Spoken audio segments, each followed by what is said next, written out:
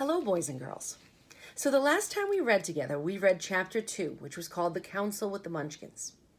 So Dorothy was talking with Glinda and the Munchkins and asking them how she could get back home to her family. She knew it was a long journey, and her house had brought her there, but now there was no way for her to get back. Well, unfortunately, Glinda and the Munchkins did not have the powers strong enough to get her back to her family. You see, the land of Oz was surrounded by a deadly desert, and no one had ever been able to cross the desert. However, Glinda did tell Dorothy that there might be one person that could help her to get across the desert and safely to her family, and that was Oz, the wonderful wizard that lives at the Emerald City. So she told Dorothy that if she followed the road of yellow brick, she would be able to find her way to the Emerald City and ask Oz for help. So our next chapter is called Chapter 3, How Dorothy Saved the Scarecrow. So let's begin. When Dorothy was left alone, she began to feel hungry. So she went to the cupboard and cut herself some bread, which she spread with butter. She gave some to Toto, and taking a pail from the shelf, she carried it down to the little brook and filled it with clear, sparkling water. Toto ran over to the trees and began to bark at the birds sitting there. Dorothy went to get him and saw such delicious fruit hanging from the branches that she gathered some of it, finding it was just what she wanted to help out her breakfast. Then she went back to the house, and having helped herself and Toto to a good drink of cool, clear water, she set about making ready for the journey to the City of Emeralds. So here's a picture of Dorothy with the Munchkins.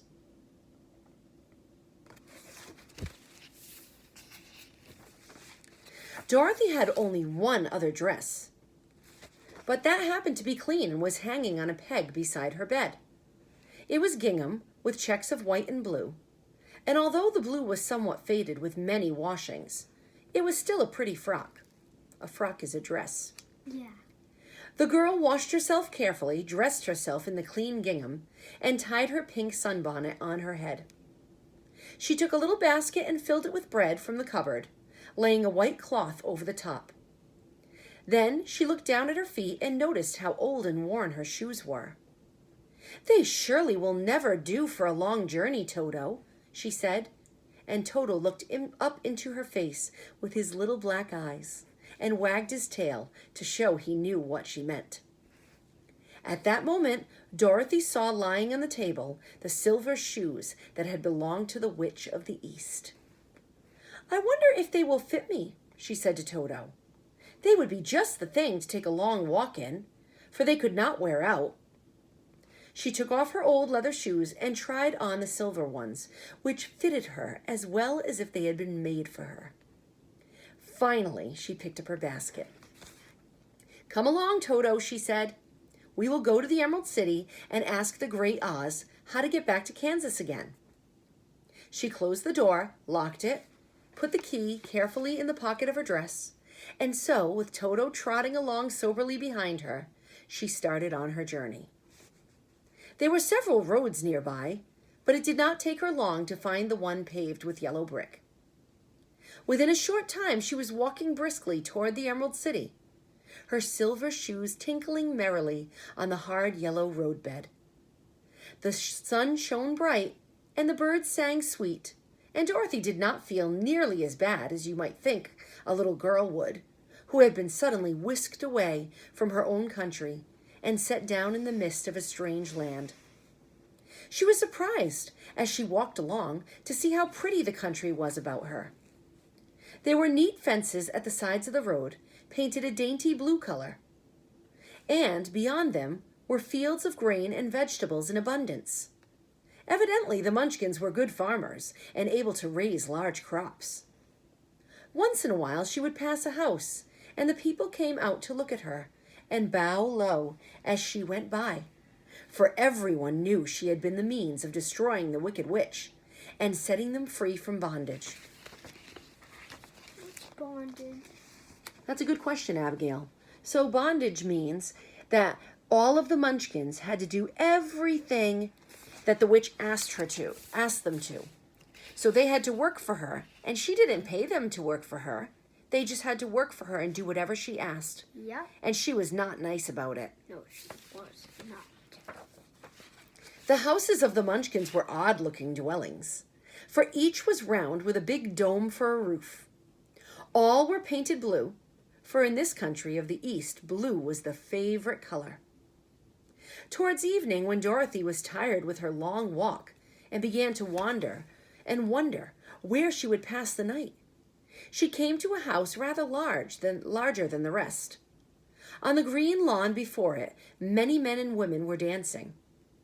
5 little fiddlers played it as loudly as possible, and the people were laughing and singing, while a big table nearby was loaded with delicious fruits and vegetables, Yummy. nuts, pies, and cakes, and many other good things to eat. The people greeted Dorothy kindly and invited her to supper and to pass the night with them. For this was the home of one of the richest Munchkins in the land, and his friends were gathered with him to celebrate their freedom from the bondage of the Wicked Witch. Dorothy ate a hearty supper and was waited upon by the rich Munchkin himself, whose name was Bach. Then she sat down upon a settee and watched the people dance. When Bach saw her silver shoes, he said, "You must be a great sorceress." "Why?" asked the girl. "Because you wear silver shoes and have killed the Wicked Witch. Besides, you have white in your frock, and only witches and sorceresses wear white." So this is Bach, right here. And there's Dorothy, and these are the Munchkins that are all having a party and celebrating. Yeah. "My dress is blue and white checks," said Dorothy, smoothing out the wrinkles in it. "It is kind of you to wear that," said Bach. "Blue is the color of the Munchkins, and white is the witch color, so we know you are a friendly witch." Dorothy did not know what to say to this, for all the people seemed to think her a witch, and she knew very well she was only an ordinary little girl who had come by the chance of a cyclone into a strange land. When she had tired watching the dancing, Bach led her into the house, where he gave her a room with a pretty bed in it. The sheets were made of blue cloth, and Dorothy slept soundly in them till morning, with Toto curled up on the blue rug beside her. She ate a hearty breakfast and watched a wee Munchkin baby, who played with Toto and pulled his tail and crowed and laughed in a way that greatly amused Dorothy. Toto was fine curiosity to all the people, for they had never seen a dog before. "How far is it to the Emerald City?" the girl asked. "I do not know," answered Bach gravely, "for I have never been there. It is better for people to keep away from Oz, unless you have business with him." So here's the baby Munchkin, and there's Bach and Toto. Where's Bach? Right there. But it is a long way to the Emerald City, and it will take you many days. The country here is rich and pleasant, but you must pass through rough and dangerous places before you reach the end of the journey. This worried Dorothy a little, but she knew that only the great Oz could help her get to Kansas again, so she bravely resolved not to turn back. She bade her friends goodbye and again started along the road of yellow brick. When she had gone several miles, she thought she would stop to rest, and so climbed to the top of the fence beside the road and sat down.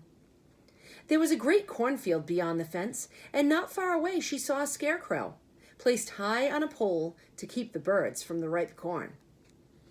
Dorothy leaned her chin upon her hand and gazed thoughtfully at the scarecrow. Its head was a small sack stuffed with straw. His eyes, nose, and mouth painted on it to represent a face. An old pointed blue hat that had belonged to some Munchkin was perched on his head, and the rest of the figure was a blue suit of clothes, worn and faded, which had also been stuffed with straw. On the feet were some old boots with blue tops, which such as every man wore in this country, and the figure was raised above the stalks of corn by means of the pole stuck up its back. While Dorothy was looking earnestly into the queer painted face of the Scarecrow, she was surprised to see one of the eyes slowly wink at her. Oh my goodness, a Scarecrow winking at you? Look at this. That's strange. Here's the Scarecrow, and there's Dorothy, and there is Toto.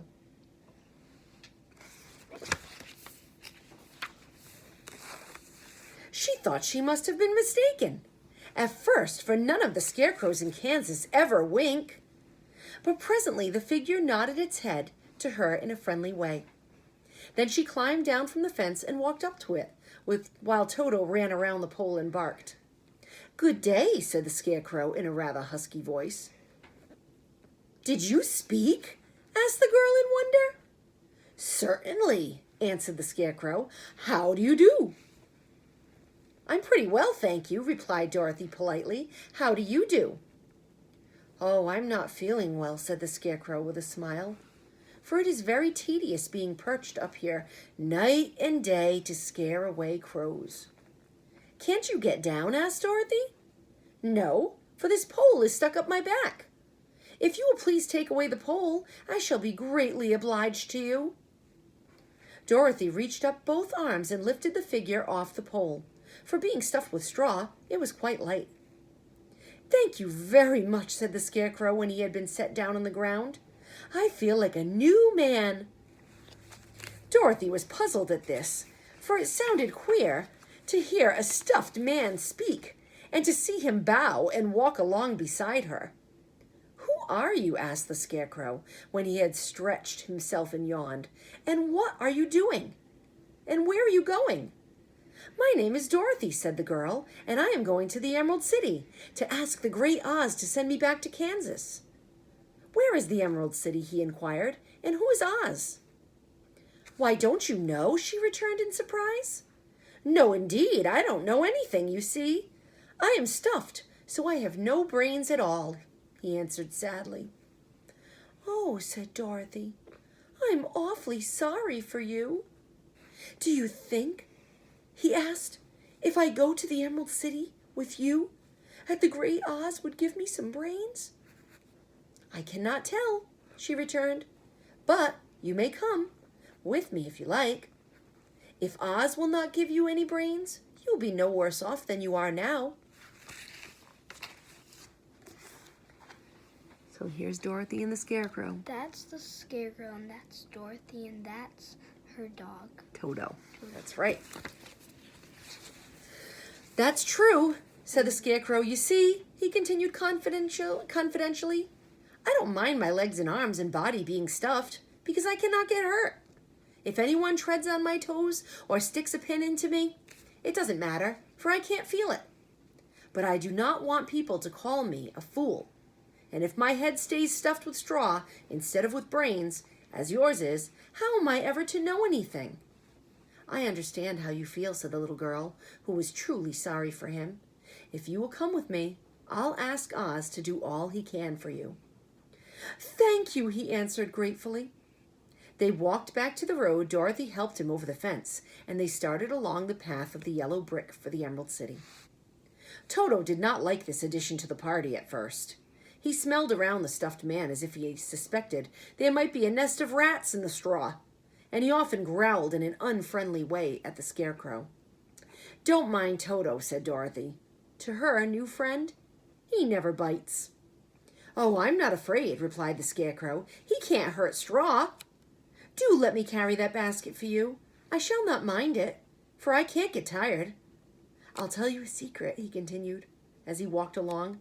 "There is only one thing in the world I'm afraid of."